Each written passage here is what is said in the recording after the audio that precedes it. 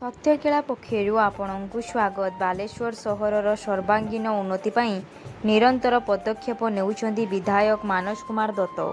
ଏହି ପରିପ୍ରେକ୍ଷୀରେ ବାଲେଶ୍ୱର ପୌରାଞ୍ଚଳର ଜନସାଧାରଣଙ୍କ ଆବଶ୍ୟକତା ଓ ଦାବିକୁ ଦୃଷ୍ଟିରେ ରଖି ପ୍ରସ୍ତାବିତ ପ୍ରକଳ୍ପଗୁଡ଼ିକର ଶିଳାନ୍ୟାସ ଏବଂ ପୂର୍ଣ୍ଣାଙ୍ଗ ପ୍ରକଳ୍ପର ଉଦ୍ଘାଟନ କରୁଛନ୍ତି ସଦର ବିଧାୟକ ଶ୍ରୀ ଦତ୍ତ। ଏହି ପରିପ୍ରେକ୍ଷୀରେ ବାଲେଶ୍ୱର ପୌରାଞ୍ଚଳର 1 ନମ୍ବର ୱାର୍ଡ ଅନ୍ତର୍ଗତ ପୁରୁଣା ବାଲେଶ୍ୱରର ଶୀତଳା ମନ୍ଦିର ଅଞ୍ଚଳର ଉଦ୍ବୃତ୍ତ ଜଳ ନିଷ୍କାସନ ସମସ୍ୟାର ନିରାକରଣ ନେଇ ସ୍ଥାନୀୟ ଲୋକଙ୍କ ଦୀର୍ଘଦିନର ଆଶା ଓ ଆକାଂକ୍ଷା ପୂରଣ ହେବାକୁ ଯାଉଛି। ଶୀତଳା ମନ୍ଦିରଠାରୁ ସ୍ଥାନୀୟ ବର୍ଜ୍ୟବସ୍ତୁ ପରିଚାଳନା କେନ୍ଦ୍ର ପର୍ଯ୍ୟନ୍ତ ରାସ୍ତା, ପାର୍ଶ୍ୱ ନାଳ ନିର୍ମାଣ ପ୍ରକଳ୍ପର ଶିଳାନ୍ୟାସ କରିଛନ୍ତି ବିଧାୟକ ଶ୍ରୀ ଦତ୍ତ। 300 ମିଟର ଲମ୍ବ କଂକ୍ରିଟ ନାଳ ନିର୍ମାଣ ପାଇଁ ବାଲେଶ୍ୱର ପୌରପାଳିକା ପକ୍ଷରୁ 75 ଲକ୍ଷ ଟଙ୍କାର ଖର୍ଚ୍ଚ ଅଟକଳ କରାଯାଇଛି।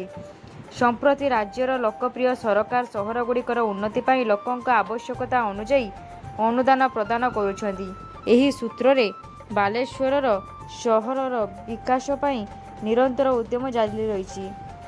ଧାର୍ଯ୍ୟ ସମୟସୀମା ମଧ୍ୟରେ ପ୍ରକଳ୍ପର ନିର୍ମାଣ କାର୍ଯ୍ୟ ଶେଷ କରିବାକୁ ବିଧାୟକ ଶ୍ରୀ ଦତ୍ତ ଏହି ଅବସରରେ ବିଭାଗୀୟ ଅଧିକାରୀଙ୍କୁ ନିର୍ଦ୍ଦେଶ ଦେଇଛନ୍ତି।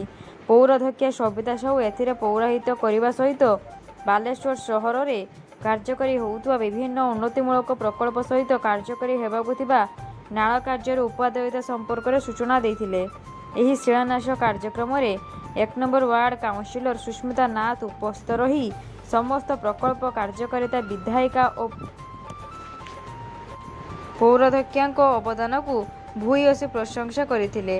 ପୌର ନିର୍ବାହୀ ଅଧିକାରୀ ସିରିଏଲ ଶୁଭ୍ର ପଟେଲ ଓ ପୌରଯନ୍ତ୍ରୀ ସୀମାଞ୍ଚଳ ମିଶ୍ରଙ୍କ ସହ ବରିଷ୍ଠ ନେତା ଗୌରାଙ୍ଗ ଦାସ, ଭାଗବତ ସାହୁ, ଉପେନ୍ଦ୍ର ନାଥ ଶତପଥୀ, ଅନନ୍ତ ନାୟକ, କାର୍ତ୍ତିକ ନାଥ, ସୁକାନ୍ତ ଖଟୁଆ, ଦିଲ୍ଲୀପ ମାଝୀ ଓ ବିଶ୍ୱଜିତ ଖଟୁଆ ପ୍ରମୁଖ ଏହି କାର୍ଯ୍ୟକ୍ରମରେ ଉପସ୍ଥିତ ଥିଲେ। ଧନ୍ୟବାଦ।